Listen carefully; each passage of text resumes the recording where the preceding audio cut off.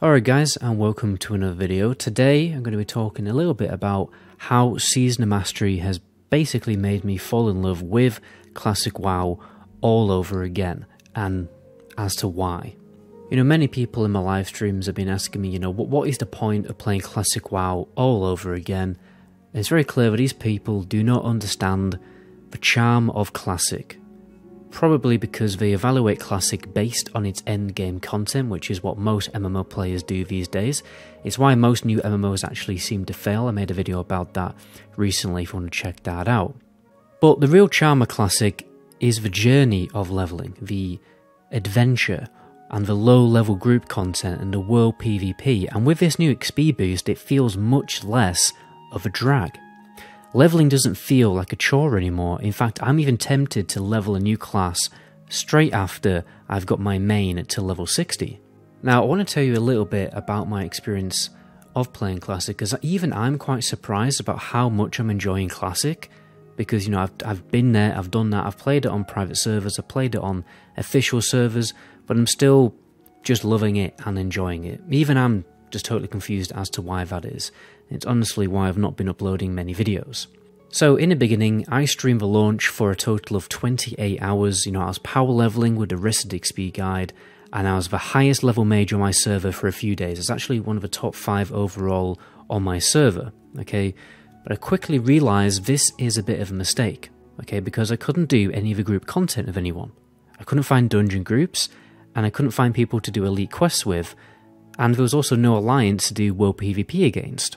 So, in a way, I was nerfing my own fun by playing too hardcore, and then I realised, or more, I was reminded of what the true charm of Classic is, and it's how the game encourages group content. You get quests for dungeons and elite zones that have really good item rewards, and even better XP rewards now with the fresh Season of Mastery XP buff, but obviously you can't complete that content without finding a group. So I thought, sod this, I'm going back to my normal routine, back to work, and back to going to the gym, and I'm just going to take my time and allow most of the other players on my server to catch up to me. And so since then, I've been joining and making many different groups while I've been leveling up, making friends, having a laugh, talking about the game, and binding together to go and own some alliance on the way back from completing our quest, or during completing the quest. I've had so many great moments so far playing Classic. For instance, the other day I was doing this Stormguard Elite quest. I made a group for it, a group with a shaman called Hermit and a few others. And we're doing these quests, which are obviously really difficult. And then while we're trying to complete these quests, because the Alliance also have quests to do in this location, we had to fight off the Alliance while trying to complete this quest. And it was really fun. And then, obviously later I bumped into the shaman again to do a very hard quest in Stranglethorn Vale. And we were getting ganked really hard by an Alliance group. It was getting very frustrating, very boring, quite frankly. But then, eventually, we got a few others together to get some well-deserved payback. And then, all that boring frustration that happened earlier was all washed away by, us getting some sweet, sweet revenge. And it's these little moments in Classic that I just enjoy the most. And you just don't get this on TBC or on retail. I think Elite Zones are actually the best part of Classic WoW, or just the best part of World of Warcraft in its entirety, to be honest, So we're talking Dunga Rock, the Dwarven Stronghold, Stormguard, the Syndicate Fortress, Pyrewood Village, which is basically a settlement overrun by werewolves. They're very immersive zones that you have to make a group for in order to complete, because they are that challenging. It's almost like an open world dungeon. Okay, you really have to put your big boy pants on and coordinate as a group to deal with these zones. You have to prioritize killing casters, you have to CC certain mobs so you don't overpull, you have to use cooldowns to keep the group alive on the mini-bosses and everything like that. It's the best part of Classic WoW, and the biggest crime of all is that in TBC, all of these quests, all these elite quests, they turn into normal quests, and all the mobs turn into normal mobs. And, they're no longer elite zones, they're no longer as challenging, and you can just 2-man them, rather than needing a 3 to 5 man group. And overall, they're just not as challenging, and they're not as scary, and to be honest, they're even soloable. Another fun aspect of, Classic WoW that you probably won't be able to ever experience ever again is the low-level PvP skirmishes that always break out on fresh servers. You know, I'm playing a mage this time round. It's my first time playing a mage. I'm really enjoying all the fights that I'm getting into, you know, learning how to totally delete people. But the problem with playing a mage is that you're a massive glass cannon. So I've been trying to get better at, you know, countering certain classes and actually surviving, because sometimes a warrior can kill me in one mortal strike crit if it's paired with like a normal melee crit. So it's a very fun and interesting learning curve for me personally. I'm also glad I didn't tell anyone what server I'm playing, because, you know, if I went on a big streamer server, I would probably get ganked constantly and I'd struggle to complete like basic quests.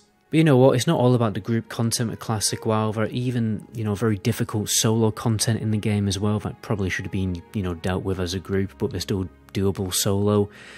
And that's another great thing about Classic, is it is really a good test of skill when it comes to the leveling. Leveling is not a cakewalk, especially when you compare, you know, the leveling to retail WoW or modern MMOs. You know, carelessness is very punishing, but skill and tactics is very rewarding. For instance, I attempted to solo the last part of the Bloodsail Buccaneer chain, where you have to fight the named pirate captains, and this was very difficult because there's so many pirates all clumped up together.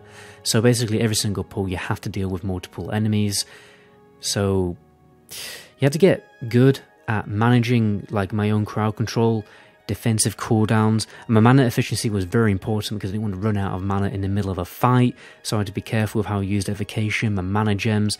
I also had to learn how to kill mobs extremely fast, because, you know, when they get to low health, they start to run away and pull more mobs, and you want to kill them before that happens. I'm learning a lot about playing a mage, and this was a very intense trial and examination of me playing a mage. I'm not gonna lie, I failed hard. Okay, this area is very difficult, but luckily I managed to like cheese killing the last pirate captain by rezzing close to him and like LOSing the other mobs. You know what, by the end of that quest, it was like a huge relief. I got a really good reward with loads of XP, obviously, and I became a slightly better mage by the end of it. And you really just don't feel this so much on retail or other MMOs, like for instance New World. In New World I could easily like own 10 mobs at once. You know, it just wasn't that difficult. I mean, well, to be fair to New World, it did get more difficult, like beyond level 40. I've also been slowly mastering soloing elite enemies. For instance, for Giant, you have to kill an STV, you know, for that quest. So I've been learning how to, like, kite as a mage, while continuing to do, like, obviously a lot of pressure.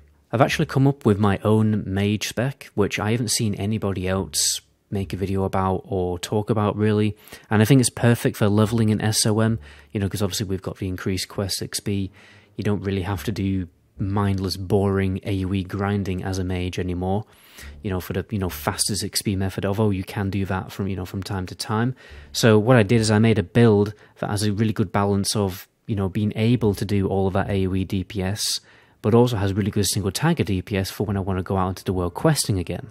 Like, I can confidently do AoE grinding if I wanted to, not gonna lie, I'm still getting the hang of it, but also do nutty single target damage. I feel like when you know, spec for AoE, you really nerf your own, like, single target DPS, so when you want to do a normal quest, it's kind of, you know, punishing. I mean, with my build right now, I can get kill times under 9 seconds. Is this because I've specced far down enough in the Frost talent tree to get Shatter, and I'm combining that with the Ignite talent tree in the Fire tree, okay?